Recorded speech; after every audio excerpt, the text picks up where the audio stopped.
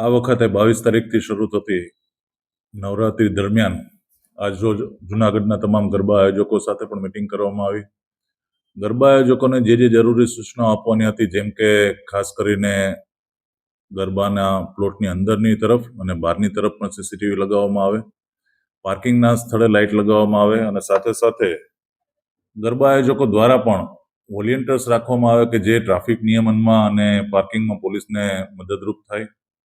અને બાકી જે કંઈ સૂચનાઓ આપવાની હતી એ ગરબા આયોજકોને આપવામાં આવી છે. સાથે સાથે જૂનાગઢ પોલીસ દ્વારા સમગ્ર નવરાત્રી દરમિયાન પોલીસની તમામ ટીમો અલગ અલગ જગ્યાએ બંદોબસ્ત કરશે. ખાસ કરીને 4 રસ્તાઓ પર વાહન ચેકિંગ, બ્લેક ફિલ્મવાળી ગાડી કે બીજા કોઈ નશાકારક કોઈ વસ્તુનું સેવન કરીને નીકળ્યા હોય એવી વ્યક્તિઓ વિરુદ્ધ, અને બાઇક પેટ્રોલિંગની પણ વ્યવસ્થા કરવામાં આવી છે આ વખતે.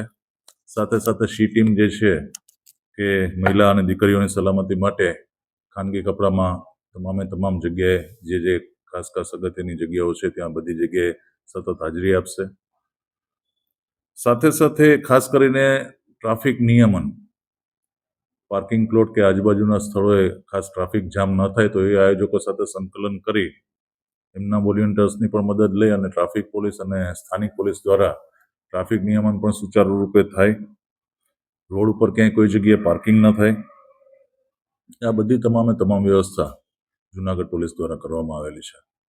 અને ખાસ કરીને આ વખતે જૂનાગઢ પોલીસ દ્વારા તમામ આયોજકોને, જે જૂનાગઢ પોલીસની થીમ છે ડ્રગ અવેરનેસ અને સાયબર અવેરનેસ, તો એ બાબતે પણ એની તમામ ગરબાઓમાં જે ખાસ કરીને યુથ આવવાનું છે, તો વધુમાં વધુ એ બાબતની જાગૃતતા ફેલાય. અમે પણ અલગ અલગ સ્ટેન્ડીઝ અને જે કંઈ જિંગલને આપવાના છીએ, તો એનું પણ એ લોકો વધુમાં વધુ ત્યાં પ્રચાર પ્રસાર કરે અને યુવાનોમાં એક આ ડ્રગ અવેરનેસ બાબતે અને સાથે સાથે સાયબર જાગૃતિ બાબતે પણ એક મેસેજ જાય એવો જૂનાગઢ પોલીસનો પ્રયત્ન છે.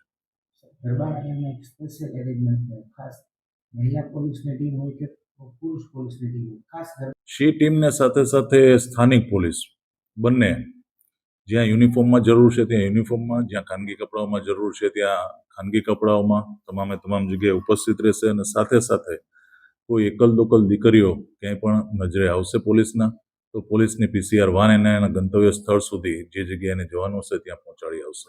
સર, ખાસ જનતાને શું અપીલ કરો છો?